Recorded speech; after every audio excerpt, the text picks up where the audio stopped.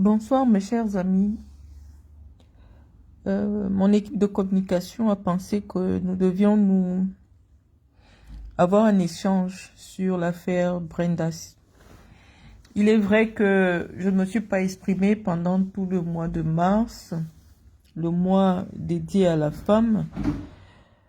Je le fais maintenant parce que le mois tire à sa fin, certes, mais j'ai pris le temps de lire, d'observer ce que vous partagez sur les réseaux sociaux. Et j'ai donc promis à CyberOps de réagir face à l'actualité de Brenda Biya. Je pense qu'avec vous, je vous avais déjà dit que j'avais de la peine pour la fille du président de la République, qu'elle était une victime du système comme vous. Mais vous avez tenu à ce que nous commentions son actualité, d'autant plus que nous sommes dans le mois de mars dédié aux droits des femmes. Parce que je sais, nombreuses parmi vous qui fêtent cet événement ne savent pas que cette fête a été fixée pour commémorer le droit des femmes en Occident d'avoir accès au monde du travail. Parce qu'à l'époque, les femmes n'étaient pas autorisées à travailler, elles n'avaient pas le droit de travailler. Et elles se sont battues pour obtenir le droit d'aller travailler. Mais dans votre pays, le Cameroun, ce sont les femmes qui n'ont jamais travaillé. Des femmes qui ne savent pas, qui ne connaissent pas l'importance du travail. Et notamment votre première dame qui n'a jamais travaillé, qui ne sait pas comment ça se passe. Ce sont elles qui fêtent le plus cette fête sans se rendre compte qu'elle est là pour magnifier, pour donner une place prépondérante à la femme qui se lève le matin pour aller chercher son pain. Donc, je vais vous laisser cette communication. Je vous remercie d'avoir partagé. Alors, l'actualité de Brenda Biya nous interpelle ce soir. Premièrement, parce que de la communication que CyberOps m'a envoyée, il s'agit d'un activiste politique. Je ne sais pas ce qu'il est exactement, Jacques Bertrand, qui a décidé de porter plainte contre Brenda Biya pour apologie de l'homosexualité, détournement de la jeunesse. Je ne sais pas tout ce qu'il a écrit. Je vais vous donner mon avis tel comme je le ressens du fond de mon cœur. Quand je parle de Brenda, je ne parle pas de la fille de Paul Biya, je parle comme si c'est une citoyenne ordinaire. J'ai un souci avec les activistes politiques du Cameroun, notamment au niveau de leur cohérence intellectuelle et politique. J'ai découvert ce Jacques Bertrand à la suite de l'affaire avec Brenda. Je suis un peu allé questionner ce qu'il fait. Ce Jacques Bertrand intervient sur les réseaux sociaux, un ancien partisan de Cabral Libye, et dernièrement, à la suite des propos assez outranciers, en fait, on a failli l'interpeller aussi de manière abusive, et je crois que c'est Maître Alice Com qui a pris sur elle d'aller le défendre et de jouer de tout son entre-gens pour qu'il ne soit pas interpellé. Je ne sais pas si Jacques Bertrand sait que la figure de proue, la figure qui porte les défenses des droits des homosexuels, une maman que j'aime énormément et qui m'apprécie beaucoup, pas parce que moi je ne suis pas homosexuel, mais parce qu'elle pense que j'ai une certaine clairvoyance dans mes prises de position. Je pense que Jacques Bertrand devrait se rendre compte de l'incohérence de sa démarche, s'afficher publiquement avec Maître Alice Com, qui est la défendresse des droits des homosexuels au Cameroun, et prétendre aujourd'hui porter le combat contre les homosexuels au Cameroun n'est pas cohérent. Parfois, nous voulons suivre ceux qui veulent agir ou alors réfléchir sur l'espace public, mais moi, je suis butée face à l'absence d'arguments intellectuels dans leur démarche. Maître Alice Combs s'est inscrit dans une mouvance qui veut apporter le changement des mentalités dans notre pays. Et le premier changement serait que tous les citoyens ne subissent plus les discriminations. Et c'est au nom de cette lutte contre les discriminations que Maître Alice Combs s'est toujours levé pour être aux côtés des personnes opprimées. Et je pense que ce Jacques Bertrand a bénéficié de ce soutien efficient de Maître Alice Combs. Les amis, je vais vous dire quelles sont mes convictions profondes. Ce n'est pas ce que les Camerounais font de leurs fesses qui est un problème au Cameroun. Je vous ai dit que dans le préambule de la Constitution camerounaise et dans la Constitution camerounaise même, la Constitution camerounaise de 1996, je vais parler avec les juristes qui sont sur ma page parce que ce sont eux qui m'ont interpellé. Il est dit qu'aucun citoyen ne doit subir de discrimination. Soit à cause de son sexe, nous allons nous exprimer dans un français littéral pour permettre à tout le monde de nous écouter, mais l'idée sera là. C'est-à-dire que tous les Camerounais doivent écouter ce que nous disons. Dans la Constitution, dans la loi fondamentale de notre État, il est stipulé clairement qu'aucun citoyen ne doit être discriminé en fonction de son sexe, en fonction de sa religion, en fonction de son orientation sexuelle. C'est écrit en noir et blanc dans la Constitution du 18 janvier 1996. Et donc, ce qui signifie que le législateur camerounais savait que on peut considérer que dans notre pays, il existe des orientations sexuelles. Parce qu'en principe, si on restait dans cette sacro-sainte perception de la sexualité, qui est l'hétérosexualité, uniquement l'hétérosexualité, la loi fondamentale de notre pays ne parlerait pas de respect des orientations sexuelles. Ça veut dire que le constituant camerounais de 96 savait déjà qu'il y avait une pluralité, une multiplicité d'orientations sexuelles. Et parmi ces orientations sexuelles, il y a la bisexualité, il y a l'homosexualité et il y a la transsexualité. Et donc, nous en tant que juristes, nous devions nous interroger sur la constitutionnalité d'une loi qui discrimine les citoyens. Parce que on dit que aucun citoyen camerounais n'a le droit, les citoyens camerounais peuvent être discriminés en fonction de leurs orientations sexuelles, ce qui est contradictoire avec le préambule ou alors du moins avec la constitution du Cameroun qui protège l'égalité de tous les citoyens devant la loi. Donc, si nous partons de ce principe-là, avant d'entrer dans des engueulades, c'est-à-dire que ça fait longtemps que nous avons subi la dictature des illettrés. Nous sommes restés avec une constitution qui a été établie par des gens qui avaient le certificat d'études primaires. Aïdjo n'est pas allé à l'école. Aïdjo n'a pas lu Freud. Aïdjo n'a pas lu Carl Jung.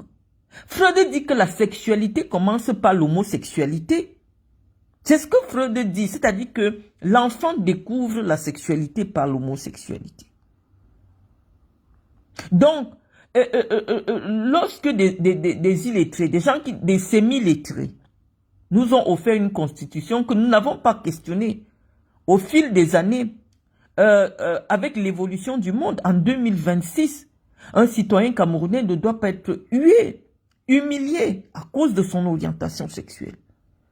Et je vais vous répéter, ce n'est pas ce que les Camerounais font avec leurs fesses, parce que vous aimez quand je parle le français du quartier. Ce n'est pas ce que les Camerounais font avec leurs fesses qui est le problème. Ce n'est pas ça qui est le problème du Cameroun en 2026. Donc laissez les fesses des gens. Ce que Brenda veut faire de ses fesses, Parce que je ne suis pas sûr que si son père n'est plus président, dans 2 ans, elle aura la facilité de sucer les fesses des filles métisses qu'elle cherche là. Parce que malheureusement, non. Oui, effectivement, aujourd'hui, grâce au statut, grâce à vous, parce que vous dites que vous êtes envolé pour aller voter Paul Biya. C'est vous qui avez voté pour Paul Biya. Et en votant pour Paul Biya, vous avez voté pour cette surexposition. Cette surexposition, comment je vais vous dire ça? De l'indécence. Et il fallait savoir que quand vous partez voter pour Paul Biya, parce que quand vous votez pour Paul Biya, vous votez pour la surexposition de l'indécence. C'est vous le problème. Ce n'est pas eux. C'est vous qui avez accepté. Vous saviez clairement que Paul Biya a un enfant qui a des difficultés comportementales et qui peuvent porter gravement atteinte à l'image qu'on se ferait de l'institution du président de la République. Mais vous avez dit que ce n'est pas un problème. Donc, je ne sais pas pourquoi aujourd'hui, au lieu de réfléchir sur les vrais problèmes, les problématiques qui peuvent faire avancer la réflexion dans notre pays, vous pensez quand même qu'on devait s'arrêter pour commenter les égarements d'un enfant qui a été abandonné. Brenda Biya est une victime comme vous. Le contraire nous aurait surpris parce que lorsqu'on voit comment les jeunes Camerounais n'ont aucune éducation, ça nous aurait surpris de voir que non, Paul Biya a quand même réussi au moins au niveau de sa maison. Brenda Biya est la pâle copie de l'échec d'un système qui est aujourd'hui obsolète. On vous avait dit en 2025, non, ce système, ce régime Biya ne devait plus être là. Brenda Biya n'a pas demandé à avoir une vie anormale. Personne ne fait 30 ans dans un palais présidentiel. Elle n'a pas connu une vie normale. Même lorsqu'elle vient sur les réseaux sociaux, c'est parce qu'elle a envie de se faire des amis, de se faire aimer, mais elle ne sait pas qu'elle n'est pas quelqu'un d'ordinaire. Elle n'a pas conscience de cela parce qu'elle n'a jamais vécu autre chose que cette vie qui n'est pas normale. On ne naît pas dans un palais, on grandit, on vieillit, on commence à devenir fou dans un palais. Lorsqu'on fait entrer un clown dans un palais, une clown dans un palais, la clown ne devient pas une reine. C'est le palais qui devient un cirque. Est-ce que Chantal Biya devait entrer dans un palais? On dit non. On ne va pas se répéter. C'est plutôt le palais qui est devenu un cirque. Au lieu d'attaquer cette petite qui a avoué, qui a eu le courage de venir vous dire, écoutez, mes chers compatriotes, j'ai des problèmes d'addiction aux substances psychotropes. Pour dire clairement, sans que Internet nous coupe, elle a des problèmes de drogue. Ça veut dire qu'elle est alcoolique, elle est malade. L'alcoolisme, ce n'est pas quelque chose à prendre à la légère. Cet enfant vous a avoué ses problèmes de santé. Et donc, l'a harcelé au quotidien. Parce qu'elle trouve une petite fenêtre grâce aux réseaux sociaux pour entrer en contact avec les gens normaux. Vous avez choisi quelle serait aujourd'hui la cible des attaques politiques. Moi, je ne peux pas m'inscrire dans cette démarche-là.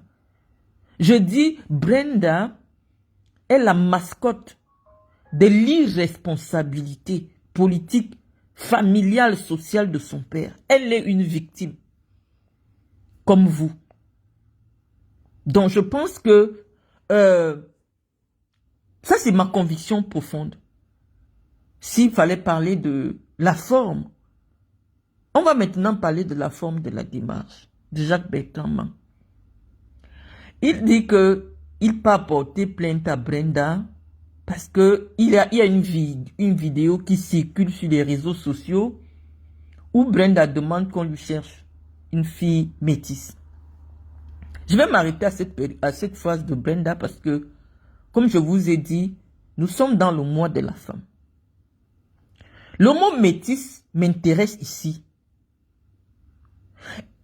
Est-ce que vous voyez comment on a sectarisé les femmes au plus haut niveau de l'État?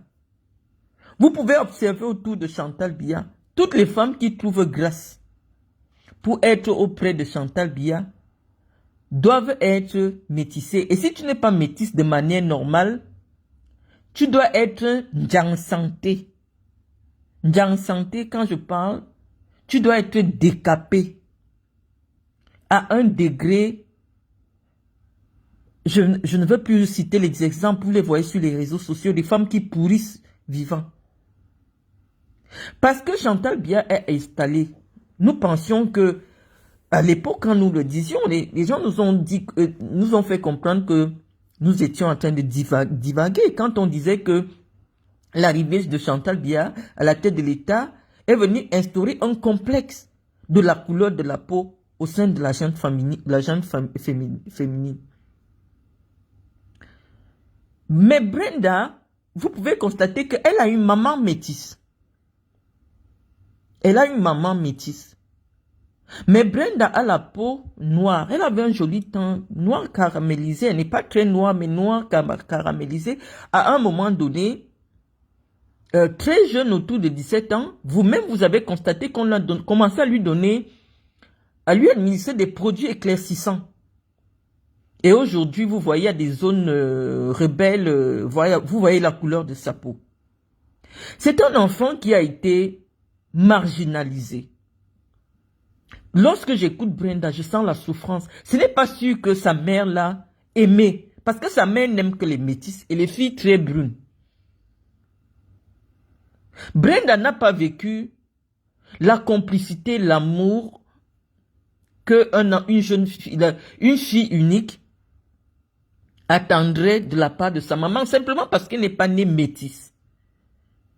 On lui a inculqué le complexe de la peau métisse. Aujourd'hui, pour elle, dans son dysfonctionnement, dans sa sexualité dysfonctionnelle, elle pense que la beauté est liée à la couleur métisse de la peau. Elle vous l'exprime de manière aussi naïve. Oui, cherchez-moi une petite métisse, parce que pour elle, tout le temps, on lui a dit, tu n'es pas belle, Brenda. Tu n'es pas belle. On le lui a fait comprendre, même sans les mots. Tu n'es pas belle. Parce que tu n'es pas née métisse. Cet enfant a grandi dans le rejet de ce qu'elle est. Elle n'est pas une fille métisse.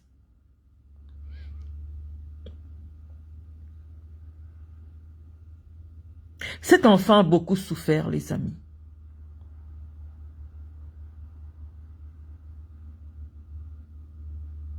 Je vous assure, cet enfant a beaucoup souffert et je ressens beaucoup de souffrance quand je l'écoute. Comment une maman peut rejeter son enfant? Parce que tout l'exil imposé à une petite fille depuis pratiquement 10 ans.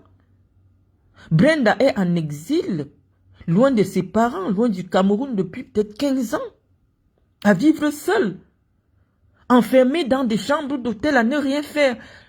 La seule issue de sortie pour elle, c'est son téléphone portable. Qui peut imposer ça à son enfant? Oui, on va arriver au niveau où vous voulez. Oui, elle ne s'est pas levée pour chanter. Mais je vais vous expliquer. Qui peut imposer une telle souffrance à son enfant? Ça fait longtemps que Paul Biya aurait permis à ses enfants de vivre une vie ordinaire, de se balader, d'avoir des amis, d'avoir des passions, d'avoir des vrais métiers. Je vois souvent des laudateurs du régime dire que Brenda est sortie de l'ENAM. Non, Brenda n'est jamais sortie de l'ENAM. Brenda n'a jamais mis les pieds un seul jour à l'ENAM. Son nom était sorti à la publication des résultats alors qu'elle n'avait jamais composé. Son père n'a pas bien pris cela. Ils n'ont jamais mis les pieds à l'ENAM. Donc, elle n'est jamais sortie de l'ENAM. Elle n'est pas administrateur civil, Brenda.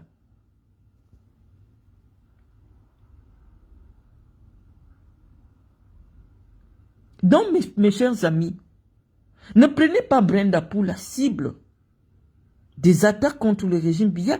Brenda est une victime. Victime de rejet. Sa mère ne l'a pas aimée. C'est la raison pour laquelle, sur le plan, si nous allons faire nos psychologues à 2 balles, hein, lorsque vous voyez comment Brenda se dénature physiquement, elle est dans le rejet de sa personne. Elle gâte ses cheveux, elle gâte ses yeux, elle gâte sa peau. Parce qu'on lui a montré qu'elle n'est pas jolie. En étant une petite fille noire, elle n'est pas belle. Vous venez accuser Brenda de faire l'apologie de l'homosexualité. Lorsque vous applaudissez Moustique le charismatique, qui chaque fois est invité pour les festivités du 8 mars, présidées par la première dame du Cameroun. Moustique le charismatique, il se travestit lors de ses prestations. Dans un pays où on est dans le respect strict de la loi, je pense que le fait de se travestir est une tentative.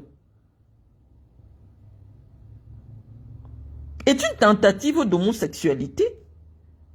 Comment on peut laisser quelqu'un se travestir, s'habiller en femme, se raser, se maquiller, soit disant que c'est de la comédie? Non. Et tous ces blogueurs homosexuels que vous adulez, partant de Flore de Lille à tous les petits garçons qui partent sur les réseaux sociaux, qui font des milliers de vues, c'est des homosexuels. Ça ne veut pas dire que personne ne peut vous forcer à être homosexuel. Les stars que vous aimez sont homosexuels. Des grands artistes, de grands couturiers. Toutes ces marques que vous aimez acheter, même en contrefaçon, ont été créées par des gens qui n'ont pas choisi leur orientation sexuelle. On ne choisit pas son orientation sexuelle. Si on ne peut pas choisir son orientation sexuelle, excusez-moi, je suis ému, personne ne peut vous imposer une orientation sexuelle. Non, c'est une loi en 2026, la loi qui punit l'homosexualité en 2026, elle ne peut plus exister dans un pays des intellectuels. Des gens qui savent qu'un dysfonctionnement chromosomique, pendant que l'enfant se forme, peut être la cause d'un dysfonctionnement de la sexualité. Le problème du Cameroun, ce n'est pas ce que Brenda fait de ses fesses. La pauvre, si elle n'a même pas le titre de fille de président, non, elle ne va pas savoir ce que c'est que la sexualité. Donc, mes chers amis, c'est sur cette partie-là que nous avons commencé notre propos. Nous allons continuer parce que je sais que vous avez relevé plusieurs griefs à l'endroit d'un enfant que moi je considère comme étant un enfant en souffrance. On oblige, Brenda est en transition. Quand vous voyez Brenda, même sa voix a changé, sa morphologie a changé, vous sentez qu'elle a commencé à prendre des hormones pour plus tard changer son sexe. Quand elle s'exprime, vous comprenez bien que c'est elle qui est c'est elle qui a la sensibilité masculine dans ses relations homosexuelles. Et donc Brenda a visiblement engagé le processus de transition. Et vous voyez le 8 mars, sa mère qui veut toujours sauver les apparences, elle a pris en otage un vieillard de 93 ans qui est sénile. Elle le force à jouer au président alors qu'il n'a plus toute sa tête. Elle prend son enfant qui est malade. Non seulement malade, elle est malade, mais en même temps, la petite fenêtre qu'elle a, la lueur d'espoir que Brenda a dans sa vie, c'est de devenir ce qu'elle est, à savoir un garçon. Elle veut être un garçon. Imaginez-vous alors la violence, parce que sa mère veut sauver les apparences. Oui, une première dame est une dame d'apparence. Elle force une homosexuelle de se déguiser, elle n'est même pas homosexuelle, elle est transgenre, de se déguiser en femme pour venir assister au défilé du 8 mars. Brenda ne pouvait pas se lever. Elle ne devait pas se lever pour chanter l'hymne national d'un pays qui persécute ses citoyens à cause de leur orientation sexuelle. Brenda elle est arrivée au boulevard en otage, déguisée. Vous voyez comment Brenda, quand elle dit qu'elle s'habille, elle met la cravate, elle met la veste. Ce n'est peut-être pas beau pour vous, mais c'est l'expression de ce qu'elle sent, de ce qu'elle est, de ce qu'elle veut être. Mais on l'oblige, on la déguise, on met une grosse fleur sur sa tête, on met la perruque. Elle est malheureuse. Ça se voit qu'elle ne se sent pas bien dans cet accoutrement, dans ce déguisement.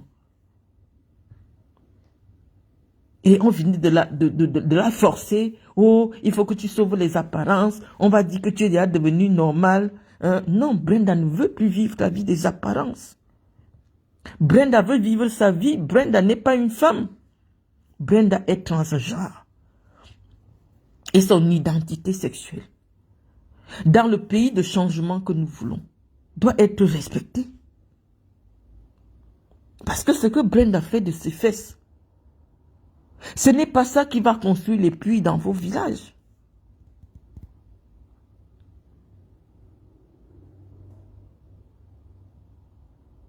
Non, c'est vous qui avez permis à son père ou à sa mère, parce que je vous assure, son père n'est plus conscient de quelque chose. Vous ne pouvez pas dire à qui que ce soit dans le monde qu'une personne qui a 93 ans, même les visages de ses enfants, vous devez lui rappeler tout le temps votre prénom.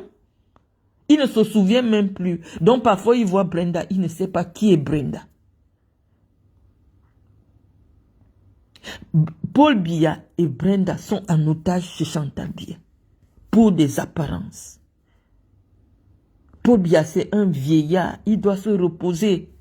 Mais parce qu'il y a les factures à payer, il y a une vie de luxe à mener, il y a les jets privés pour narguer les Camerounais à payer. Non, on oblige Paul Biya à jouer au président, alors que physiquement, mentalement, spirituellement, il n'est plus là.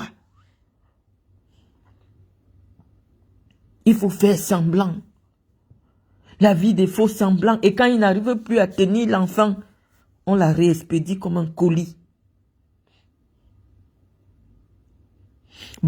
Chantal Biya pensait que le seul travail que Dieu lui a donné, c'est jouer à la première dame. Et comme elle a 54 ans, il se dit d'ici la fin du mandat, elle en aura 60. Oui, ce sera l'âge de la retraite. L'âge de libérer les Camerounais d'une femme qui n'a jamais travaillé. Mais qui fête le 8 mars plus que toutes les femmes qui travaillent à la sueur de leur front. Non. Lorsqu'on décide, quand on se lève, parce que j'ai vu ce débat-là, lorsque on se lève pour chanter l'hymne d'un pays, c'est parce qu'on accepte, on adhère aux valeurs de cette nation.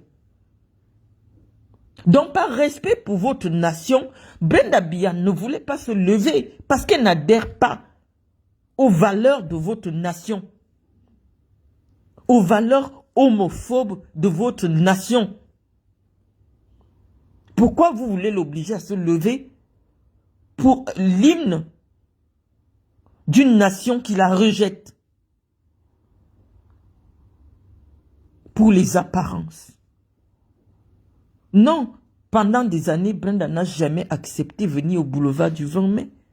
Justement pour vous épargner de ce spectacle-là. Mais c'est sa mère qui force. Et au-delà de sa mère, on voit quand même une ministre de la République qui a la responsabilité politique, à l'instar de Ketia Koutez, qui vient encourager l'enfant malade dans ses folies. Oh, tu es ma star, j'aime te voir sur les réseaux sociaux. Donc, Brenda se dit, tous les égarements, tout ce que je fais qui humilie la fonction de mon père, il y a quand même des ministres qui trouvent que c'est bien. Je suis leur star. Je suis celle à qui leurs enfants doivent ressembler. Vous demandez même quoi à cet enfant? Elle n'occupe aucune fonction politique. C'est à Ketia Koutes que vous devez demander que madame la ministre. Lorsque vous partez dire à Brenda Biya, quelle est votre star? Star de quoi? Star de l'homosexualité? Star de la boisson? Star du déshonneur? Parce que personne, aucun enfant de personnalité publique n'a autant déshonoré son père comme Brenda Biya l'a fait. Brenda Biya, c'est le karma de son père. Lorsqu'on connaît Paul Biya, comment ce monsieur tient à la dignité, comment ce monsieur tient, à la discrétion, comment ce monsieur tient au respect des valeurs traditionnelles. Et avoir une fille qui fait autant de choses, c'est l'humiliation la plus absolue. Ce n'est pas Brenda, c'est Dieu a décidé d'infliger à quelqu'un qui a passé sa vie à humilier des gens. Dieu a décidé d'humilier Paul Biya. Parce que si cet état de choses arrivait quand Paul Biya était dans les 70 ans, Paul Biya aurait fait assassiner Brenda. Je ne vous mens pas. Pour le respect de ses valeurs, de sa fonction, Paul Biya allait faire assassiner sa fille. Parce que pour lui, ce serait inimaginable que le nom de Biya soit entaché par une telle réputation. En homme d'État qu'il était, il allait réagir pour préserver l'image de l'État. Mais Paul Biya n'est plus là.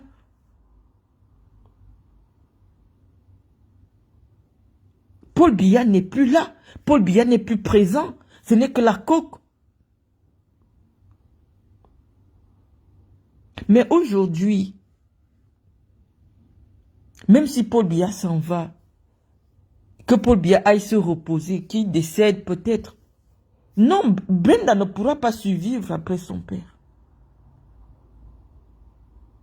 Parce que Brenda n'existe que parce que Paul Biya est président. Voilà une enfant qui n'a aucune éducation, aucun métier. Elle ne sait rien faire de normal. Son père va la laisser dans la vie comme ça, comme... Non, elle risque de se foutre en l'air.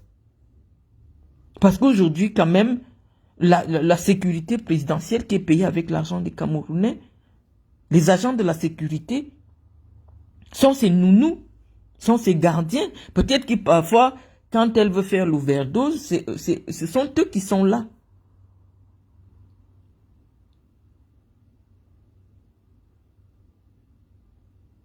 Non. Je ne suis même pas sûre que Brenda... Elle n'est pas homosexuelle puisqu'elle a déjà déclaré avoir eu des relations hétérosexuelles. Non, elle est dans une déshérence spirituelle.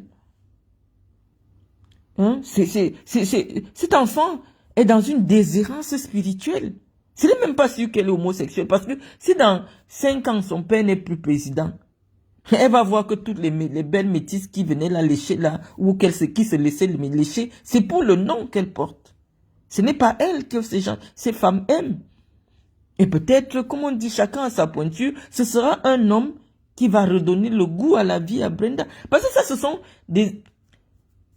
ce dysfonctionnement de sa sexualité est dû parce qu'elle ne sait pas quoi faire de sa vie. Quelqu'un ne travaille pas, longueur de journée, elle n'a pas d'appartement, elle n'a pas de vie. Elle se met donc à imaginer des choses bizarres pour combler son quotidien. Qui vous a dit que les vrais homosexuels n'ont jamais connu d'homme? Brenda a déjà connu un homme. Quand on est homosexuel, on ne connaît pas les hommes. Donc, elle est dans une sexualité hybride. Elle est en train de se chercher. Elle a eu une adolescence tardive. Et moi, je vous ai dit que Freud dit que la sexualité chez l'enfant commence par l'homosexualité. Vous tous, vous avez commencé votre sexualité en admirant soit le pipi, soit le kiki. Tout être humain commence sa sexualité par l'admiration homosexuelle. C'est la science. Donc, Brenda Biya ne peut pas être un sujet, un débat politique dans une nation qui aspire au changement. Le changement que vous voulez, que ce soit avec Maurice Kamto, avec Chiroma, passera forcément par la remise en cause des lois qui ont été faites par des gens qui avaient le CPE et qui sont obsolètes. Non, cette loi contre l'homosexualité au Cameroun doit disparaître parce que ce que les Camerounais font avec leurs fesses ne freine pas leur développement. Au contraire, il faut maîtriser la natalité. Les femmes accouchent n'importe comment et dans n'importe quelle condition au Cameroun. Il faut maîtriser la population pour maîtriser les politiques publiques. Et ça, ce ne sont pas les homosexuels qui font les enfants. Où on entre dans des écoles publiques aujourd'hui, on trouve 100 enfants à l'asile, assis à même le sol, parce que l'État n'a pas les moyens. On ne prévoit pas. On ne prévoit pas. Il n'y a pas la maîtrise de la population. Mais comment vous faites pour maîtriser les politiques publiques, les politiques d'investissement? Vous ne connaissez même pas combien de Camerounais, ça fait combien d'années on n'a plus fait le recensement?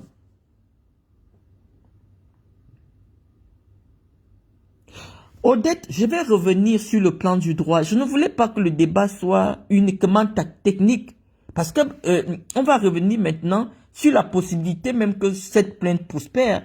La plainte, elle ne peut pas prospérer sur le plan du droit. Vous savez, vous les juristes, vous aimez seulement quand je parle de droit. Le droit, c'est une science. Elle n'est pas accessible à tout le monde. Donc, parfois, je dois mettre le JAPAP dedans. Hein? Bon, maintenant, nous allons revenir sur le plan du droit. Si c'est ma position sur le plan du droit, quant à la démarche de Jacques Ma. Sur le plan du droit, que dit la loi? En cas de pour prouver la cybercriminalité. Jacques Ma doit apporter la preuve que c'est Brenda Biya qui a publié la vidéo. Or, la preuve, il ne l'a pas. Puisque systématiquement, cette vidéo n'a pas de source réelle. Une source qui peut être constatée par un huissier. Parce que je vais vous expliquer. Ce n'est pas parce que tu peux apporter plainte que tu es sûr de gagner le procès. Et dans le cadre de l'affaire de Jacques Ma, il est en train de vouloir faire ce qu'on appelle le trouble à l'ordre public. Donc finalement, c'est lui qui peut se retourner en train d'être arrêté. Ce ne sera pas l'abus de pouvoir. C'est le nom Biya qui l'intéresse dans cette affaire. Il dit qu'il peut porter plainte à Brenda Biya. Pour quel motif? Il a vu une vidéo. Il a pris la vidéo où? Parce que c'est la source, la provenance, la source de diffusion. C'est elle qui met l'action publique en branle. Tu as pris la vidéo où? J'ai pris chez Zumanto. Et tu veux porter à Brenda Biya. Ça peut être une vidéo que Brenda a faite dans un cadre privé. Et c'est plutôt Brenda qui subit le harcèlement. On doit d'abord, sur le plan du droit. C'est pour ça que je n'aime pas trop parler de droit pour ne pas égarer ceux qui sont là pour écouter le JAPAP. Parce que au tribunal, lorsqu'on va parler du droit, le droit c'est une science qui a besoin, pour qu'une infraction soit caractérisée, il faut des éléments. On te dit, il faut authentifier la source de diffusion pour que ce soit public. Tu as vu la vidéo de Brenda où? Chez Zumanto. Ça veut dire que ce n'est pas Brenda qui a publié. Donc, l'élément de publication, de rendre public cette vidéo, tu ne l'as pas. Deuxièmement, est-ce que tu n'es pas sûr, aujourd'hui avec les nouvelles technologies, qu'il s'agisse d'une manipulation de Alain Tchamou avec l'IA, l'intelligence artificielle? Quelle est la preuve que Jacques Mang a pour dire que cette vidéo et ces paroles, tu peux avoir la vidéo. Moi-même, je vois souvent mes vidéos où je disais plutôt autre chose, mais grâce aux nouvelles technologies, on me fait dire autre chose. Ça existe aujourd'hui avec la manipulation. Quelle est la preuve que Brenda a effectivement prononcé ces paroles? Il ne l'a pas. Alors, Jacques Mang, dans sa démarche subversive, s'expose à ce qu'il soit poursuivi pour dénonciation calomnieuse. C'est Brenda qui peut porter plainte maintenant contre lui pour dénonciation calomnieuse parce que les faits ne sont pas établis. Les faits pour lesquels il veut porter plainte contre Brenda ne sont pas établis sur le plan du droit. J'ai entendu une de ces vidéos, il prétendait avoir fait des études de droit. C'est ça le problème avec ceux qui n'ont pas fini leurs études de droit. Tu t'arrêtes en première année ou en deuxième année. Non, devant, il y a autre chose. Le tout, ce n'est pas de se lever, oh, je ne peux pas porter plainte. Non, il s'expose à être poursuivi pour dénonciation calomnieuse. Mais lorsqu'il s'agit de la famille du chef de l'État, le nom du président de la République, ça peut provoquer un trouble à l'ordre public. Donc, l'autorité judiciaire prend des dispositions pour qu'il n'y ait pas un trouble à l'ordre. Ce n'est pas une plainte qui peut prospérer. Ça ne peut pas prospérer parce que les éléments de preuve, les éléments constitutifs de l'infraction ne peuvent pas être réunis et démontrés. Donc, tu veux seulement faire le buzz. Jacques Mang, tu veux seulement te faire le buzz pour te faire connaître, pour te faire repérer, pour qu'on t'appelle aussi comme on appelle les Steve Fa. Il n'y a aucune substance, il n'y a aucune logique intellectuelle dans sa démarche. Un juriste est rigoureux. Il n'y a pas de rigueur dans sa démarche. Comment tu fais pour faire authentifier le compte de Brenda? Puisque la loi au Cameroun dit que dans le cadre de la cybercriminalité, le compte qui diffuse l'information incriminée doit être authentifié par l'antique. Toi, tu vas sortir d'où avec cette authentification? Parce que devant le tribunal, il faut apporter des preuves. Lorsqu'on est un juriste, on est rigoureux. Au lieu de faire dans la flagonnerie, je veux faire arrêter Brenda. Non, tu n'es pas différent de ceux qu'on veut chasser du pouvoir. Est-ce qu'on prive un citoyen de sa liberté aussi légèrement? Le Cameroun de changement qu'on veut, c'est un Cameroun qui va respecter les libertés publiques. On ne prive pas. La privation de liberté doit rester exceptionnelle. Oh, je vais faire arrêter Brenda. Que Brenda sache que quand elle va descendre. Non, c'est de la subversion.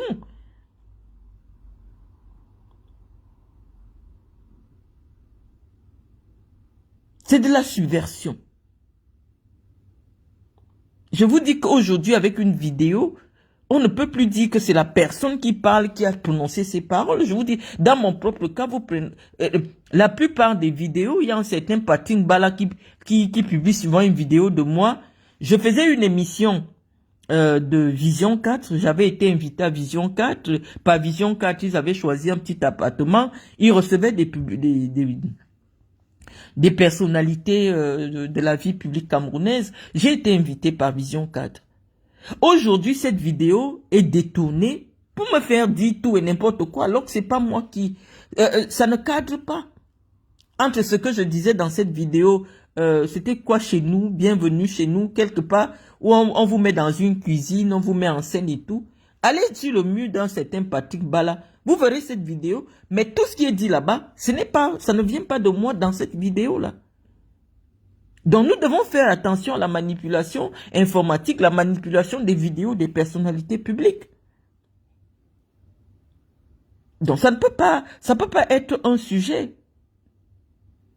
Ça peut pas être un sujet de réflexion pour le changement. On dit que le vrai changement au Cameroun, ce sera le changement où toutes les libertés des citoyens seront respectées, où effectivement nous allons suivre à la lettre l'esprit de notre constitution. À savoir qu'aucun citoyen ne doit être discriminé. en fonction de sa religion, en fonction de son orientation sexuelle, en fonction de son sexe. C'est ça le vrai changement. Pas de poursuivre les citoyens. Oh, telle personne a donné son derrière. Attendez, et comment vous appelez les femmes qui se font sodomiser? C'est quelle sexualité? Parce que c'est contre nature aussi. Mais aujourd'hui, apparemment, quand une femme n'est pas double sim au Cameroun, elle a très peu de chances de rencontrer un homme. C'est pour ça que je vous demande, chers amis, que n'entrons plus dans les caleçons des gens. Laissons les Camerounais faire de leurs fesses ce qu'ils veulent, sauf qu'il ne faut pas qu'il y ait une surpopulation. Il faut qu'on maîtrise la natalité au Cameroun. Donc, essayez de prendre des contraceptifs, essayez de mettre des préservatifs. Vous ne pouvez pas remplir un pays alors qu'il n'y a pas les écoles, il n'y a pas suffisamment d'hôpitaux, il n'y a pas suffisamment de transport public. Voilà la vraie question qui concerne les politiciens. Mais pas les affaires, on me met dans tel trou, tu entres dans le trou de devant, le trou de derrière. C'est pas un sujet en 2026. Ça ne peut pas être un débat. Tout à l'heure, j'ai évoqué mon invitation sur Vision 4. Ça va nous permettre un peu de... Même la chatte qu'elle mangeait, si tu ne peux pas prouver, tu ne peux pas apporter la preuve qu'effectivement, elle mangeait la chatte. Je vous dis que quand on arrive en justice, c'est un autre monde. C'est pour ça qu'on dit Facebook, c'est le tribunal de la morale. Or, pour tout juriste, toute personne qui a fait première année de droit, on dit le droit est différent de la morale. Oui, sur le plan moral, il y a des choses à reprocher à Brenda. Mais sur le plan du droit, personne ne peut prouver que tout ce que vous voyez sur les réseaux sociaux, là, c'est Brenda Bia. Sur le plan du droit. Donc, quand Jacques m'en va devant la loi, lui qui se dit juriste, ici que là-bas, ce n'est pas la fantaisie. C'est le droit, c'est la science. C'est le droit, c'est la science. Il ne peut pas gagner un tel procès. On va l'accuser pour dénonciation calomnieuse. C'est lui qui va se retrouver en prison. Ce ne sera pas de l'abus. Ce sera la loi, la stricte application de la loi.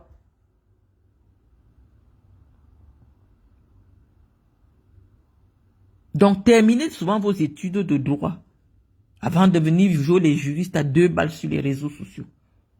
Dès que tu as les petites notions de droit pénal général de la 2e année, tu veux déjà te montrer que tu as étudié le droit. Non. Il faut finir le droit. Il faut finir. Une vidéo n'est pas une preuve. On peut monter, aujourd'hui avec l'IA, on peut monter les vidéos. C'est pour ça qu'il y a certains procès. Moi, quand les gens m'insultent sur les réseaux sociaux, si c'est même pas que je vais aller te gifler, c'est mon commissariat. Je ne peux pas, parce que je vous dis que quand vous avez un bon avocat en face de vous, les problèmes de cybercriminalité, même d'abord dans les tribunaux, quand il n'y a pas l'authentification de l'antique, le juge pose d'abord ça à côté. Il vous faut des aveux. Comment Jacques Manga va faire pour avoir les aveux de Brenda? Que oui, devant là-bas, oui, c'est moi-même qui ai publié ces vidéos, oui, c'est ce que je disais. Voilà la seule chose qui peut faire condamner Brenda devant un tribunal. Mais avant, on ne peut pas priver un citoyen de sa liberté parce qu'on fait d'abord l'enquête. Ça va nous permettre d'intervenir sur le harcèlement que je vois subir vous faites subir à Melissa Mugubelinga. J'ai lu un truc comme ça. Son époux, depuis quelques mois, plusieurs mois déjà, est privé abusivement de liberté. Elle a l'opportunité d'exprimer sa frustration et je vois des écervelés, des tomatés sur les réseaux sociaux venir lui dire ce qu'elle doit faire de sa souffrance. Nous avons dit que nous allons parler des femmes. Ce sont des femmes qui persécutent d'autres femmes. Le bourreau de la femme en 2026, ce n'est pas un homme. Ce sont des femmes qui persécutent les femmes. Est-ce que vous savez ce que c'est? La prison, c'est une petite mort. Mélissa Mugoubelinga, je la connais pas beaucoup, mais je voyais présenter une émission sur Vision 4. C'est une petite qui est intellectuellement assise. Ça veut dire que si c'est pour l'expression, elle s'exprimait à l'époque très bien. Mais s'il est arrivé aujourd'hui que elle s'exprime, ou alors de manière désordonnée, pas de manière orientée, pour quelqu'un qui est journaliste, je vois des écervelés qui n'ont pas le brevet des collèges. Venez lui dire comment elle devrait s'exprimer, exprimer sa douleur, sa frustration. Imaginez-vous, vous venez de vous marier, ça fait même pas 1 an. Vous n'avez pas encore eu le temps de consommer votre union. Et on vous arrache l'homme de votre vie. Ça aurait pu être moi à sa place parce que celui qui va devenir son mari, il était très amoureux de moi à une époque. J'aurais pu être la 3e femme de Mugoubelinga. Mais heureusement ou malheureusement pour moi, je n'avais pas trouvé nécessaire d'épouser un milliardaire, quelqu'un qui devenait arrogant parce qu'il avait beaucoup d'argent. J'ai connu Mugoubelinga quand il n'avait pas l'argent. Je ne l'ai pas connu, genre je suis sorti avec lui. C'était un ami proche. Mais je trouvais qu'il était devenu différent quand il a eu beaucoup d'argent. Et c'est la raison pour laquelle je n'ai pas accepté de sortir avec lui. Mais j'aurais pu être à la place de Mélissa Mugoubelinga. J'ai été très proche d'Mugoubelinga. Mais lorsque vous êtes très proche de quelqu'un, on vous l'arrache comme ça de manière abusive, détenue pendant des mois et des mois. Tout votre monde s'écroule. Maintenant, vous vous exprimez avec votre âme. Et l'âme n'a pas de calcul. Cette jeune fille, son mari est privé de liberté depuis des mois. On ne comprend pas. C'est quoi le problème? J'interpelle ici les juristes. Parce que ce sont les juristes qui ont demandé que je vienne m'exprimer sur ces points de droit-là. On dit que un homicide est qualifié d'assassinat lorsqu'il y a eu préparation. À quel moment Mugoubelinga est assis ou avec quelqu'un pour préparer l'assassinat? Parce que quand je vois les profanes, quand ils parlent, il faut qu'on leur explique pourquoi la qualification d'un meurtre en assassinat, d'un homicide en assassinat. Ça devient assassinat parce que vous vous êtes assis pour dire que demain, nous allons partir nous allons partir tuer telle personne. Mugoubelinga pouvait être incriminé si c'est lui qui avait acheté les ciseaux avec lesquels on va couper la langue. Il avait acheté les cordes qu'on a attachées. Mais à aucun moment, on ne voit Mugoubelinga donner les moyens pour exécuter l'infraction pénale. Donc nous voulons savoir sur le plan du droit, à partir de quel moment Mugoubelinga rentre dans les liens de l'infraction pénale. Quels sont les indices qui participent à imaginer la culpabilité de Mugoubelinga? Tout le monde connaît la générosité. Moi, je suis de ceux qui ont bénéficié de la générosité d'Mugoubelinga. Mugoubelinga m'a donné beaucoup d'argent. Donc, comme j'insulte les gens sur les réseaux sociaux, on peut me porter plainte contre moi. On va dire que, comme Mugoubelinga lui donne souvent l'argent, c'est pour ça qu'elle insulte. Non, quelqu'un va porter plainte contre moi et on va dire qu'Mugoubelinga est la personne qui finance le fait que j'insulte les gens sur les réseaux sociaux. Et il y a combien de personnes au Cameroun qui ont bénéficié de la générosité d'Mugoubelinga?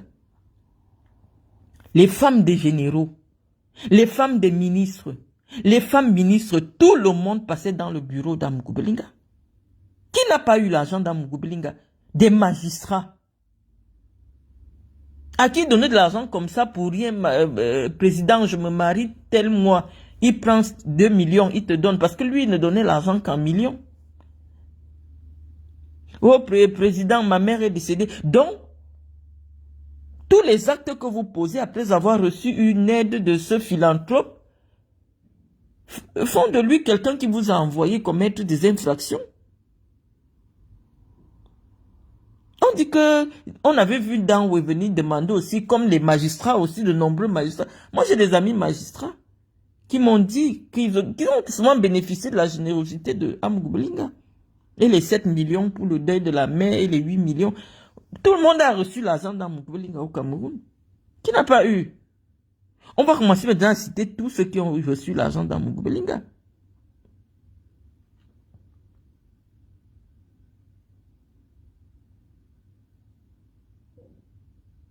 C'est pour cela que je dis, la justice doit être juste. Le droit, ce n'est pas la morale. Le droit est une science qui s'appuie sur des instruments pour s'exercer. On dit que quand il y a meurtre, si le cadavre disparaît, il n'y a plus meurtre sur le plan du droit.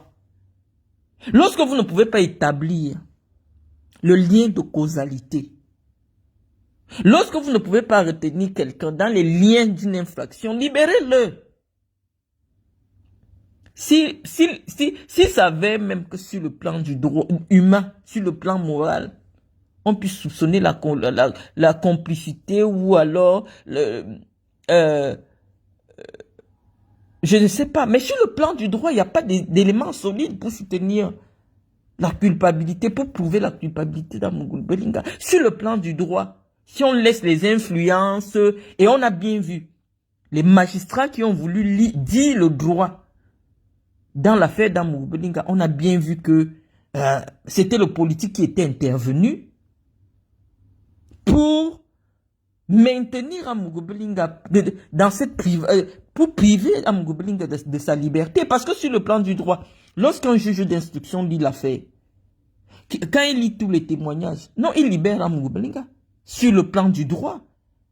Je vous dis qu'en droit, vous tuez quelqu'un. S'il n'y a pas le corps, on ne peut pas vous mettre en prison. Si le corps disparaît, on ne peut pas vous mettre en prison parce que le droit a besoin du cadavre pour qu'on dise que quelqu'un est mort. Donc, si vous commettez une infraction et il n'y a pas les éléments caractéristiques de l'infraction n'existe pas.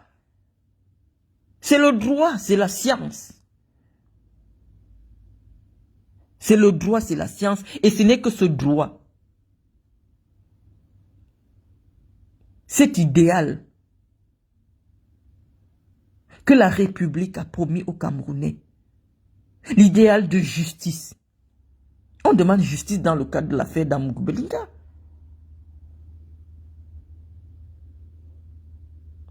On demande justice. Le droit, c'est une science. On dit que si il n'y a pas des éléments qui prouvent que tu as conspiré, tu as financé, non, on doit te libérer. Et c'est ce que les magistrats qui avaient ce dossier ont vu. Ils ont voulu appliquer le droit. Malheureusement, le droit, ce n'est pas la morale.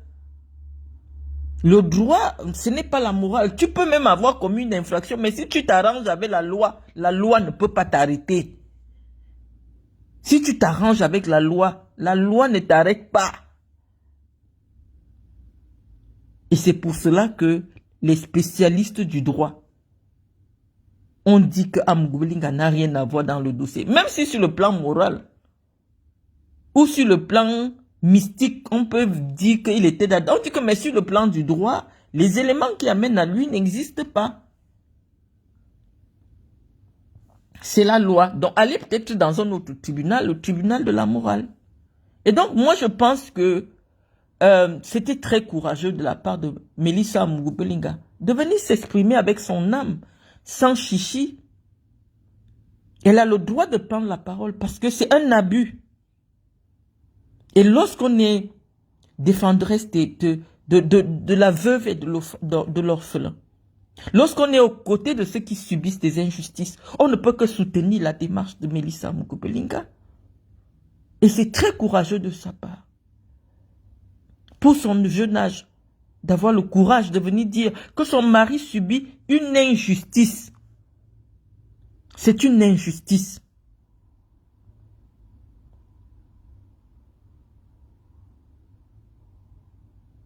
Moi, je ne manipule personne, je parle avec les juristes. Je ne vous manipule pas, ce n'est pas vous qui décidez en justice. Je vous dis que si les juges qui ont en charge l'affaire de Martinez-Zogo, telle qu'elle est relatée, telle qu'elle est débattue devant les tribunaux, n'ont pas d'éléments pour constituer la culpabilité d'Amougou Belinga sur le plan du droit. Ça veut dire que même dans 10 ans, quand ceux qui maintiennent Amougou Belinga en prison n'auront plus la possibilité d'influencer, même à la Cour suprême, on va le libérer. Et ce sera le droit. Parce que oui, il en ressort quand même qu'il y a des influences politiques dans le dossier d'Amougou Belinga. Parce que sur le plan du droit, à partir du moment où le premier juge d'instruction avait décidé de le libérer, c'était le droit. C'était le droit. Il n'y avait pas d'éléments. Hein, il n'a pas été sur place, il n'a pas fouetté, il n'a pas tapé, il n'a pas... On dit, on te libère, c'est le droit là-bas. Il faut écouter avec la raison, pas avec les émotions. Donc c'est le premier juge qu'on a décidé, qui a été dessaisi du dossier. Il a dit le droit. Je prends un peu le cadre dans mon affaire. Vous avez dit ici sur les réseaux sociaux, oh Malène vous tout louez une maison, elle n'a pas payé. J'ai apporté tous les arguments devant la justice. La justice a dit autre chose que ce que vous dites sur les réseaux sociaux. La justice a condamné la personne qui m'a amené devant le tribunal. Lorsque la dame Afan-là s'est évanouie au tribunal, elle ne connaissait pas que le droit, ça ne rigole pas. Tu amènes quelqu'un au tribunal, c'est toi qu'on condamne là-bas. Et elle a été mise sous mandat de dépôt, là sur la barre. Si elle ne payait pas l'argent, on la menait en prison. Et c'est ce qui arrive à Jacques Man. On n'accuse pas quelqu'un devant les autorités judiciaires pour rien. Quand tu n'as pas la preuve de ce que tu dis, le tribunal va te condamner. Toi qui partais porter plainte.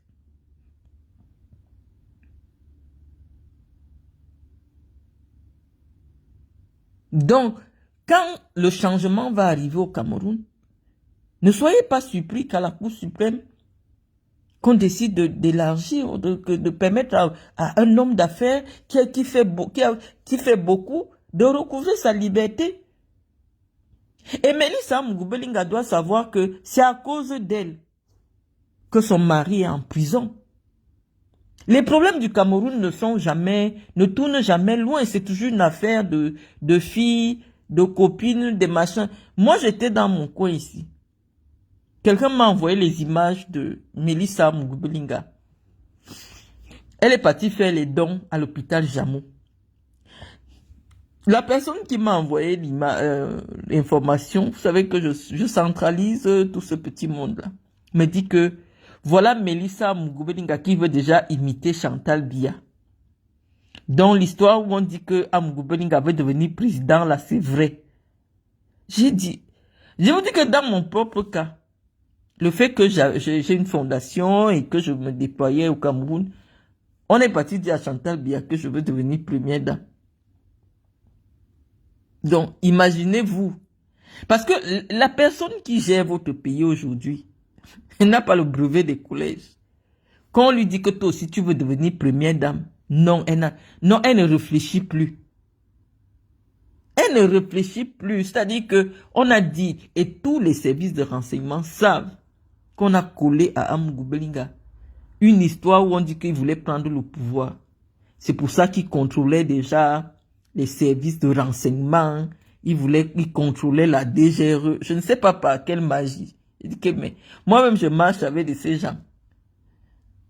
Je mangeais avec Amougou Belinga. Je connais Amougou Belinga. On dit que lui, là, on dit que c'est lui qui contrôlait déjà les services spéciaux de l'État. Que parce qu'il voulait devenir président de la République. Quand on veut vous détruire, surtout l'élite Betty là, dès qu'on vous colle ce motif, on dit que voilà Mélissa, elle se prépare déjà. Je dis que j'ai eu le Congo ça, de Mélissa. Elle est partie à l'hôpital Jamou. Donc, si elle m'écoute, elle sait que c'est à partir de sa descente à l'hôpital Jamou, faire les dons, que le plan pour finir avec Amougou Belinga est arrivé sur la table de Paul Biya. À cause d'une affaire de dons à l'hôpital Jamou. Pourquoi? Parce que celui qui dirige votre pays, il est sénile. Il a déjà l'intelligence d'un enfant de 10 ans. On le manipule en fonction de ceux qui le gardent, ceux qui sont autour de lui. Oui, vraiment, on a l'information qu'Amougou Belinga veut devenir président. Voilà, il est même en train de corrompre tous les ambassadeurs. Il est déjà en train de faire. C'est comme ça, alors que quelqu'un fait un règlement de compte personnel pour une affaire de petite. C'est pour ça que je vais dire à mes frères qui sont au Cameroun, on ne dort pas avec n'importe quelle femme.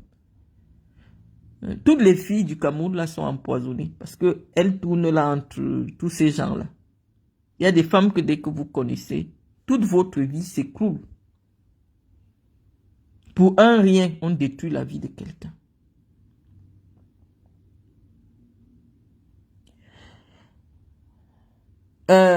Salut Marlène, je veux savoir, le tribunal a le devoir de nous dénoncer. Le tribunal, ça c'est clair. Maintenant, pour toi qui as des relations avec les magistrats qui t'ont dit qu'Amougou Belinga n'a rien à voir dans cette affaire. Non, aucun magistrat n'a commenté avec moi l'affaire d'Amougou Belinga. Il ne faut pas dire ce que je n'ai pas dit. Je dis que le juge Sikati avait dit le droit. Parce que je suis juriste, j'ai étudié le droit. J'ai été formé pour devenir magistrat. Donc quand un magistrat prend la décision, je connais pourquoi il prend cette décision. Quand un magistrat prend une décision, je connais la partie où il s'arrête pour dire que ici c'est la décision là comme ça. Sikati était dans le droit, dans l'application stricte de la loi.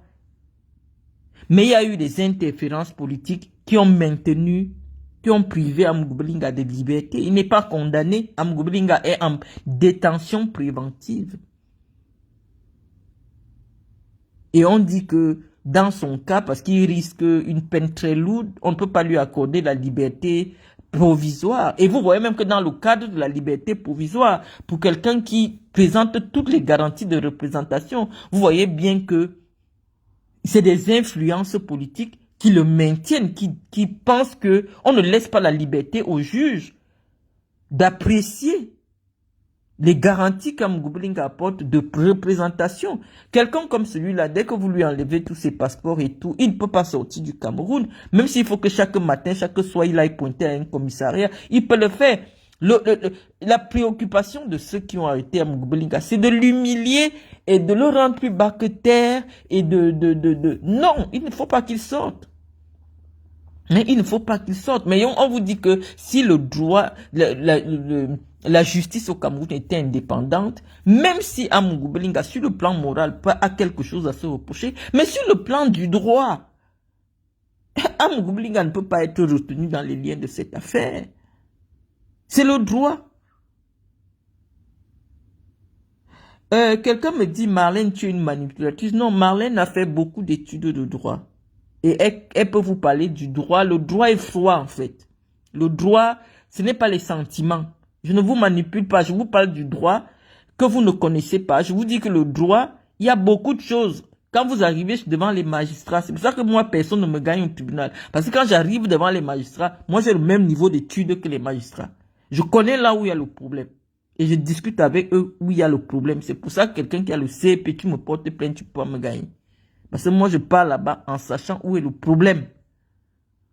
Et je vous dis que dans le problème d'Amougou Belinga, sur le plan du droit, personne ne peut mettre Amougou Belinga en prison. Maintenant, sur le plan moral, la morale, c'est autre chose. La morale, c'est autre chose. La morale tient compte des rumeurs, des supputations. Non, quand on est déjà sur le plan du droit, le droit exige des faits. Le droit exige des preuves tangibles et irréfutables. Il faut des des preuves tangibles et irréfutables, c'est-à-dire des preuves que personne ne peut nier. Si vous n'êtes pas juriste, moi je vous ai dit que c'est les juristes qui sont assis ici, ils ont commandé le direct que je fais, de venir leur dire ce que je pense de ces points que je suis en train d'évoquer ici. Bon, quelqu'un me dit, c'est pas vrai. Steve Miguel, qu'est-ce qui est pas vrai? Qu'est-ce qui n'est pas vrai? On vous dit que le droit n'a rien à voir avec le Kongosa. Hello Marlène, que pensez-vous de la notion de cause probable dans le contexte juridique?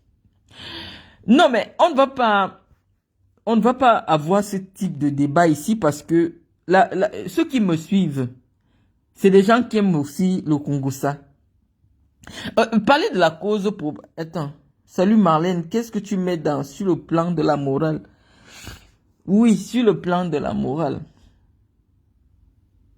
La morale dit que pourquoi il y a coïncidence entre le fait que cette semaine-là, Martinez l'insultait sur les ondes et 2 jours après, Martinez lui a même dit, viens à la poste centrale, je te tape comme le serpent. Et pourquoi 2 jours après avoir dit que viens à la poste centrale, je te tape comme le serpent, on le retrouve mort. Donc, forcément, sur le plan moral, tu as les choses à te reprocher. Peut-être c'est toi qui as demandé qu'on aille régler son compte. Ça, c'est sur le plan moral. Mais sur le plan du droit, on a besoin de trouver le message où Amugoubelinga envoie à quelqu'un que cherchez-moi des gens, je suis en train de chercher, constituez-moi un groupe, je veux que quelqu'un me coupe sa tête, je veux que quelqu'un, et je vous propose ceci. Tant que la justice n'a pas ce message qui commandite, qui organise, qui commande, tant que personne ne dit que sur les lieux, Amugoubeling était là, il a giflé, c'est la gifle là qui a tranché le coup. Tant que la justice n'a pas ça, vous allez garder Amugoubeling à même 20 ans. Un tribunal indépendant. Une justice indépendante. Une justice qui respecte la loi dira que Amugoubelinga est non coupable. Parce que c'est la loi.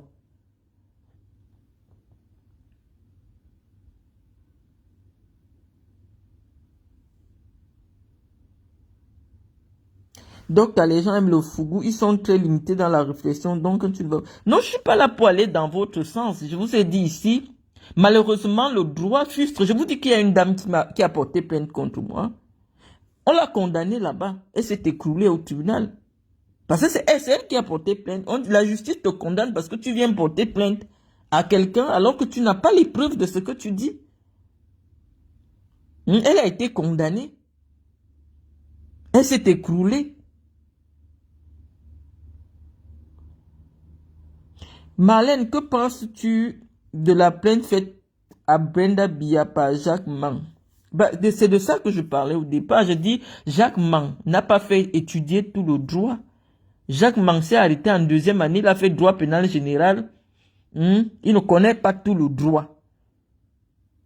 Dans le cadre de la cybercriminalité, il y a trop d'actes à présenter pour prouver la cybercriminalité. Une publication par voie d'internet, c'est très compliqué à prouver. Donc, il risque de se retrouver là-bas, comme la femme qui avait porté plainte contre moi, on l'a plutôt condamné. Mais le problème, c'est que comme il veut salir le nom Biya, traîner le nom de Biya dans le buzz, on appelle ça le trouble à l'ordre public. Outrage à la famille du président de la République. Donc, les forces de maintien de l'ordre vont le chercher pour l'arrêter d'abord. Parce que c'est un trouble. En tant que juriste, il sait que c'est une démarche qui ne peut pas prospérer devant les tribunaux. Donc, il fait le buzz. Mais on ne fait pas le buzz avec le nom de Paul Biya. On ne fait pas le buzz avec le nom de Paul Biya. Quand tu vis au Cameroun, nous comme ça, mais quand tu es au Cameroun, on ne fait pas le buzz avec le nom de Paul Biya.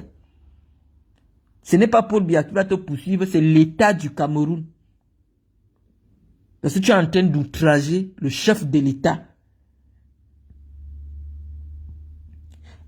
Elle n'a pas atteinte à la pudeur. Comment? Je vous dis que tant que vous n'avez pas la preuve que c'est elle-même qui publie, on ne peut pas établir l'atteinte à la pudeur.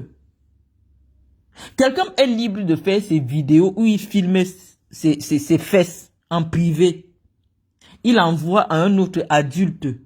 L'adulte maintenant choisit de mettre sur les réseaux sociaux. Je ne suis pas responsable de ça. Dans ce cas, Nathalie Nkwa devait être aussi poursuivie pour atteinte à la pudeur. Coco Emilia doit être poursuivie pour atteinte à la pudeur. Si ce n'est pas toi qui diffuses dans un média public des vidéos qui sont censées être intimes, tu n'es pas responsable de la diffusion. Dans ce cas, Fleur de Lys doit être poursuivie pour atteinte à la pudeur. Toutes ces filles qui ont les nudes partout là. Je vous dis que le droit, ce n'est pas la morale. Vous n'avez pas la preuve que c'est Brenda elle-même qui publie tout ce que vous lui reprochez là. Vous n'êtes même pas sûr que ce n'est pas l'IA qui parle. Donc il faut établir des éléments, il faut des éléments scientifiques pour soutenir la plainte de Jacques Mang, et lesquels il n'aura jamais. Parce que si moi j'ai en face de moi, si moi je suis l'avocate de Brenda, j'ai en face de moi Jacques Mang, je vais lui demander, est-ce que tu as déjà rencontré Brenda un jour de ta vie? Il va me dire non. Je lui dis, est-ce que tu connais la voix de Brenda? Est-ce que tu as déjà causé avec Brenda un jour? Il va me dire non. Je dis, mais comment tu sais que c'est la voix de Brenda? Brenda n'est pas une personnalité publique. Elle n'a jamais accordé des interviews. Comment tu connais la voix de Brenda au point d'authentifier, de certifier que c'est Brenda Biya qui parle dans cette vidéo? Ça crée déjà le doute. Ça crée déjà le doute. Parce que tu ne connais pas la voix de quelqu'un. Tu ne l'as jamais rencontré. Vous n'avez jamais causé ensemble. Vous n'avez pas d'amis en commun. Il n'y a pas un élément scientifique qui établit l'authenticité de la voix. Comment tu peux dire que c'est telle personne? Même moi qui parle là. Comment vous pouvez dire dans le noir que c'est telle personne qui parle? C'est pour ça que je vous dis que le droit, c'est une science. Tu n'as jamais parlé avec quelqu'un. Tu ne la connais pas. Vous ne vous êtes jamais rencontrés. Vous ne faites pas la chorale ensemble. Comment tu peux te lever et aller demander à un tribunal de la condamner sur la base d'une voix dont personne ne peut établir que c'est la voix de Brenda?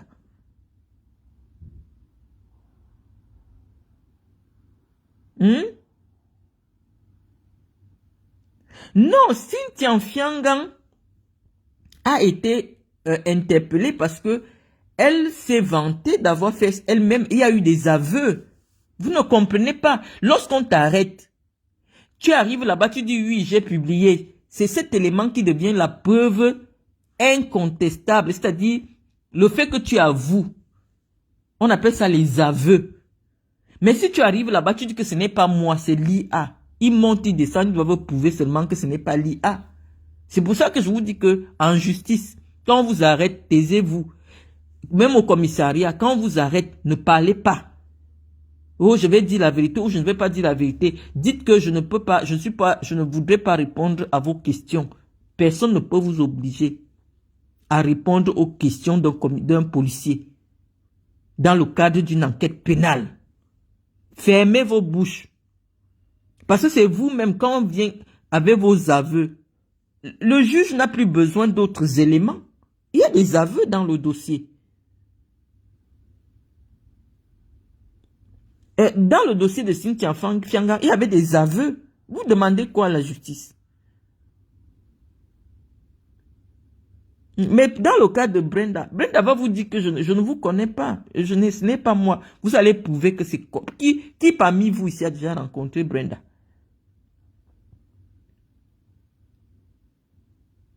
Donc je vous dis, moi je vais vous parler du droit que arrêtez. Parce que parfois...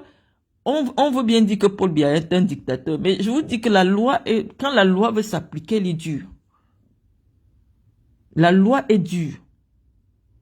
Mais c'est la loi.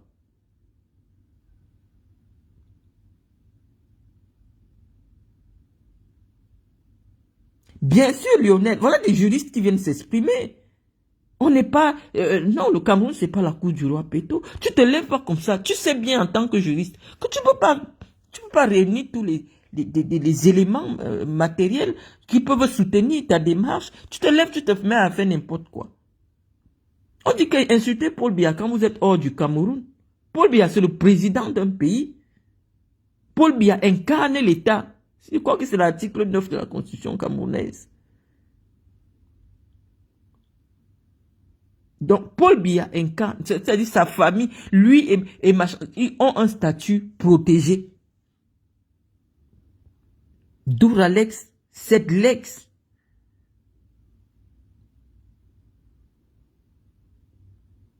Donc, voilà les juristes et les magistrats qui viennent déjà parler. Donc, ne dites pas que non, c'est les abus, machin, comment quelqu'un peut apporter plainte. Non. Je vous dis que c'est compliqué, le droit. Amand Belomo dit que vu ce que tu dis, qu'on interpelle alors d'abord Brenda. Non, on ne peut pas priver un citoyen. C'est-à-dire que ce que nous réclamons pour Brenda et ce que nous réclamons pour tous les citoyens, nul ne doit être privé. On dit que la loi, le droit dit que la privation de liberté est exceptionnelle. Pour qu'on te prive de liberté, il faut qu'on prouve que non, le fait que toi tu sois dehors, ça. Non. Ça cause un préjudice à la société. Brenda vous a fait quoi? Vous la voyez où? Elle vit au Cameroun. Vous la voyez où, Brenda? Si ce n'est pas les réseaux sociaux, que vous êtes parti 1 million vous abonner sur la page d'un enfant qui est malade. Hein? Vous voyez Brenda où? C'est vous le problème. Comme je vois souvent, les jeunes Camerounais, un mot, Brenda, ce n'est pas toi, c'est nous. C'est vous qui êtes le problème. Quand je vois, elle fait ces bêtises-là, je vois 17 000 likes, parmi lesquels les likes des ministres de la République. Je dis, le problème, c'est pas Brenda.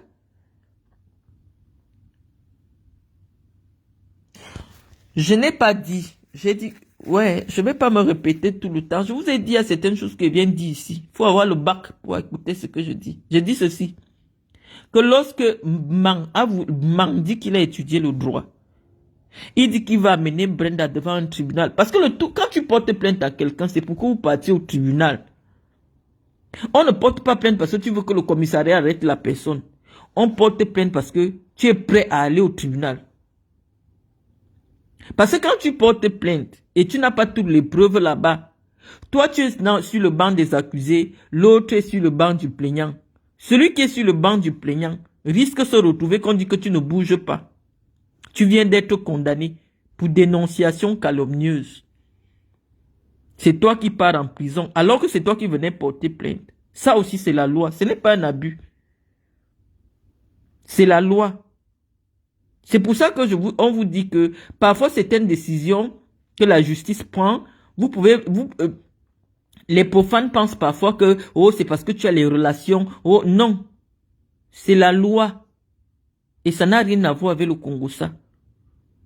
Donc, s'il cherche déjà son asile politique, je ne sais même pas dans quel pays il pourra avoir l'asile politique parce que tous les pays qui accordent l'asile politique sont les pays qui préservent la dignité humaine, le respect des droits des êtres humains. Et chacun a le droit de faire de son sexe ce qu'il veut. Les pays qui accordent l'asile politique disent que il n'y a aucune raison d'être stigmatisé à cause de son orientation sexuelle. Et lui, maintenant, il va se promener comme la personne qui a porté plainte à la fille homosexuelle du président de la République. Dans quel pays il va avoir l'asile politique? Donc, Paul Biya va seulement finir avec lui là-bas. Ce n'est qu'une question de temps, on va l'arrêter. Et on ne peut pas faire preuve d'autant de légèreté lorsqu'on a un peu d'intelligence. Brenda Biya n'est pas une actrice politique proprement dite. Hein? Vous ne pouvez pas harceler l'enfant de quelqu'un, hein? Harceler une petite fille qui, comme ça, harceler machin, son nom partout, je vais porter plainte. Elle fait ces choses des enfants sur les réseaux sociaux. Vous la poursuivez là-bas. Maintenant, vous voulez appeler la justice dans l'affaire. Mais la justice va s'appliquer sur vous. Tu as la preuve de ce que tu dis, non. On oublie que c'est la fille de Paul Biya. On dit que c'est une citoyenne. Tu te lèves, tu viens porter plainte contre quelqu'un que tu n'as jamais rencontré. Qu'est-ce qui te prouve que c'est sa voix?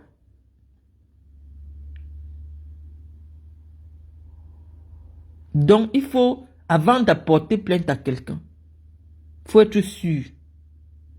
Et je vous dis que quand vous avez en face de vous quelqu'un qui maîtrise le droit, non, vous portez plainte, pas vous enfermer là-bas. Vous portez plainte contre lui, c'est lui qui va vous enfermer.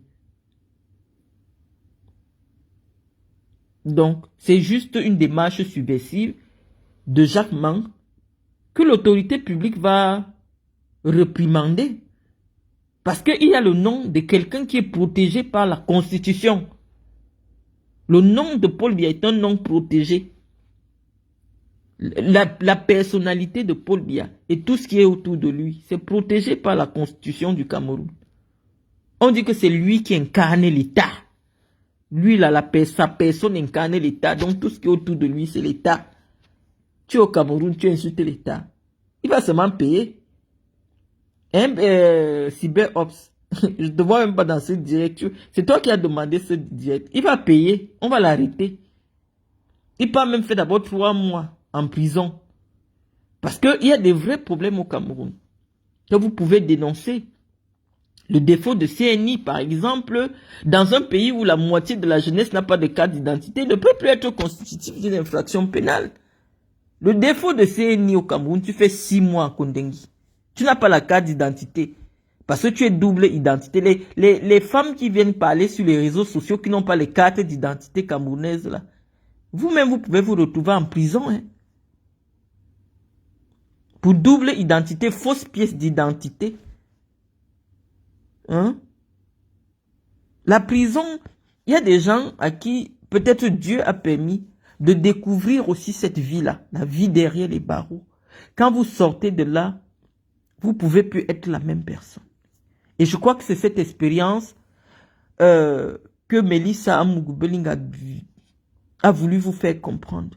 Parce que quand vous passez de l'autre côté de la barrière, vous perdez des amis. C'est comme une petite mort.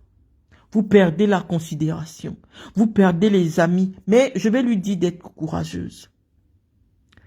Je vais lui souhaiter beaucoup de courage. Ce n'est pas la fin de la vie. Parce que quand votre époux est en prison, c'est comme si c'est vous qui êtes aussi en prison. Ça devient votre univers.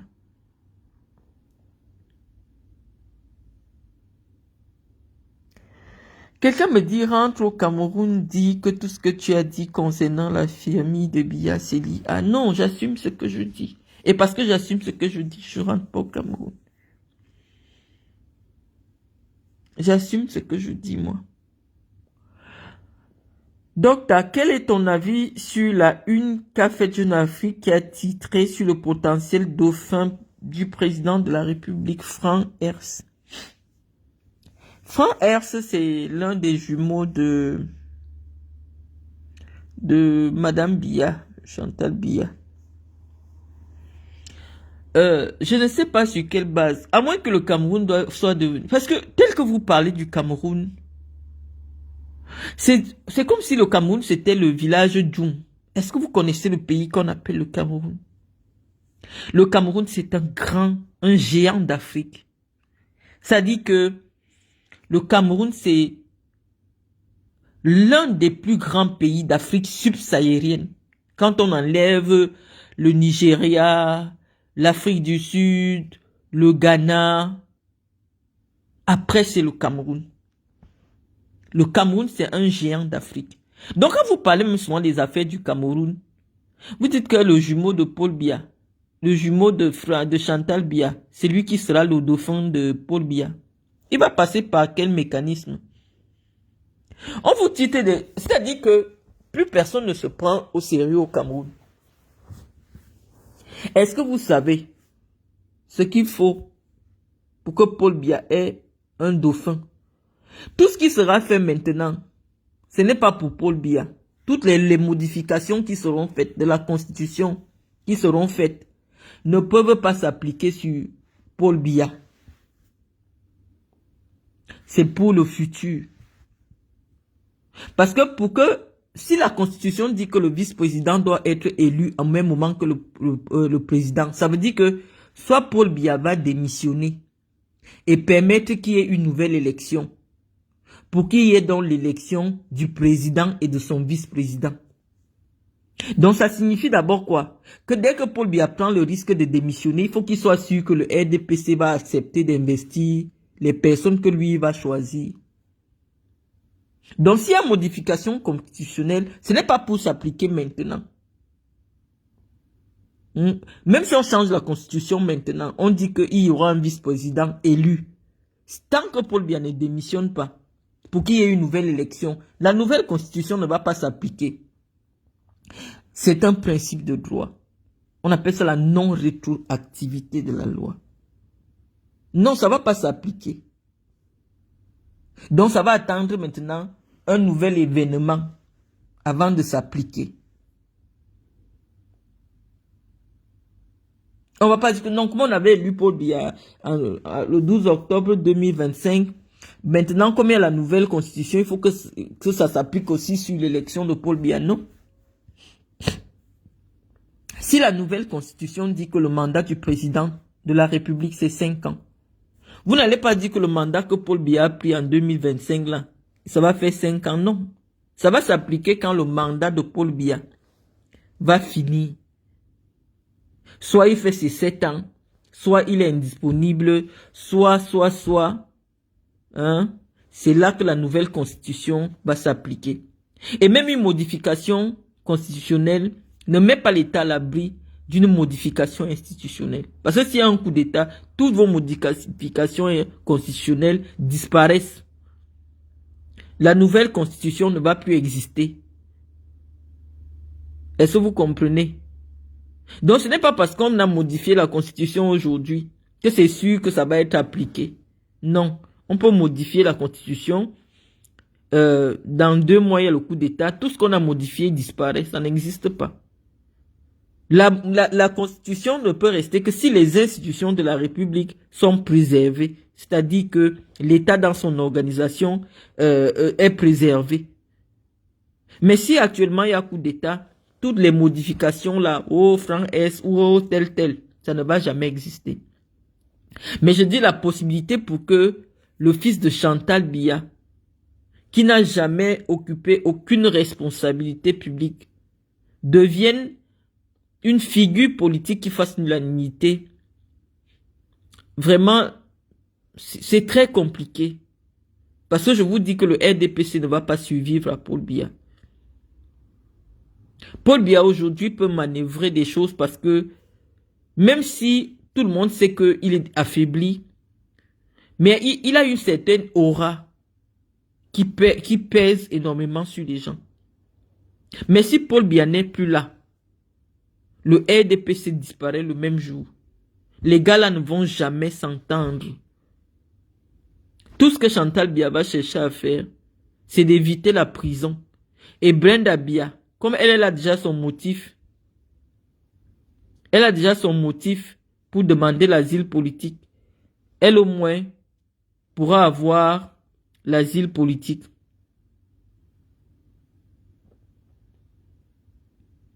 Donc mes amis, on a suffisamment échangé.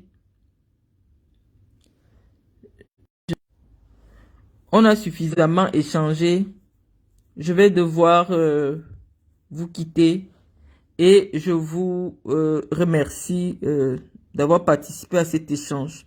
À très bientôt.